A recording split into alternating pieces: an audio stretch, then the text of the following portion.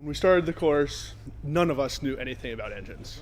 My name's Henry Phillip. I'm 2013 physics major. Maybe one or two of us knew the difference between a four-stroke and a two-stroke.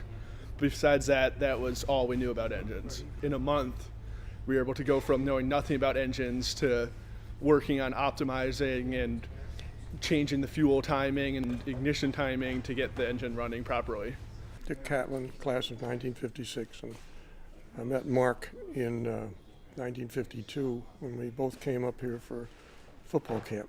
So we've known each other and our families have been intertwined ever since. A few years ago, Mark started to tell me about an idea he had to build an engine that would run on hydrogen. And I heard it long enough to the point where I finally said, Mark, let's just do it. So we went out and bought this tractor. We found it down in Massachusetts. The tractor is a 1948-ish Ford 8N. It's a gasoline engine. I'm Mark Benz, and halfway through the J-term course, we had a review session with a professor, and I can remember summing up that review session saying, hey, we have major problems, and nobody in this room knows the answer. But 2 weeks later, when we first ran it on hydrogen, it absolutely purred. It sounded beautiful.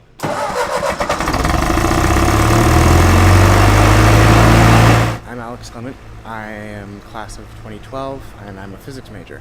The whole tractor is actually now run by what's called an engine control unit.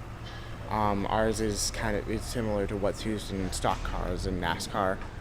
So it's entirely programmable and controls your ignition and your injection. Where normally on a tractor this old, everything was mechanical. It's all a single camshaft is controlling when valves open and when the injectors or the ignition coil starts charging and when it fires.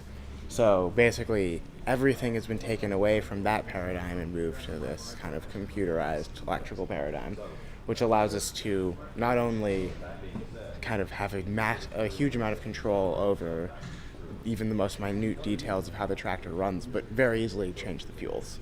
My name is Chester Kerm, class of 2011.5.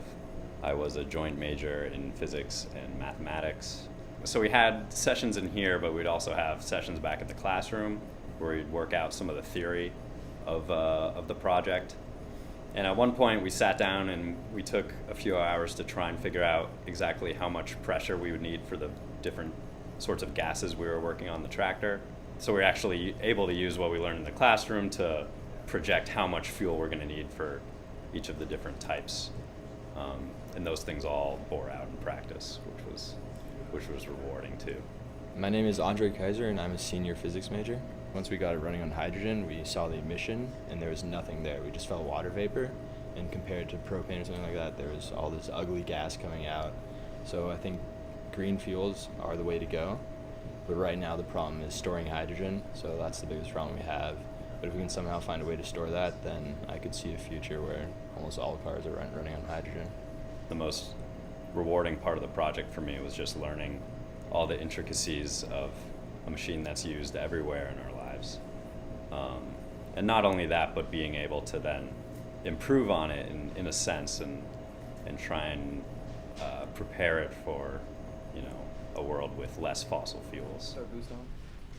Why not? Turn on our supercharger.